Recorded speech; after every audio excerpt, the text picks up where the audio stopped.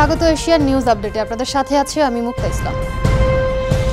বাংলাদেশের ওপর দাদাগিরি বন্ধ করে সহযোগিতামূলক আচরণের জন্য ভারতের প্রতি আহ্বান জানিয়েছেন বিএনপির মহাসচিব মির্জা ফখরুল ইসলাম আলমগীর।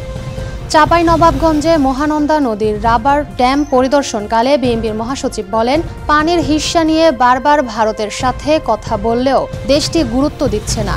নির্বাচনের মধ্য দিয়ে বিএনপি সরকার গঠন করতে পারলে পানির ন্যায্য হিসাব বুঝে নিতে সর্বোচ্চ চেষ্টা করবে। দেশের স্বার্থ রক্ষায় এটি নির্বাচিত সরকার প্রয়োজন বলেও জানান তিনি। এবারের নির্বাচন 14, 18, 24-এর মতো হলে জাতির ভাগ্যের চরম দুর্ভোগ নেমে আসবে বলে মন্তব্য করেছেন বাংলাদেশ জামায়াতে ইসলামের সেক্রেটারি জেনারেল মিয়া গোলাম পরোয়ার। সকালে মোটরসাইকেল শোভাযাত্রার উদ্বোধনকালে খুলনার 0 পয়েন্টের পথসভায় তিনি এ মন্তব্য করেন। আগামী নির্বাচনে ভয়ভীতি দেখিয়ে ভোটারদের ওপর যেন চাপ সৃষ্টি না করা হয়, সেই জন্য ভোট কেন্দ্রে সকলকে ঐক্যবদ্ধ থাকার আহ্বানও জানান জামায়াতের আমির সেক্রেটারি জেনারেল গোলাম পরোয়ার।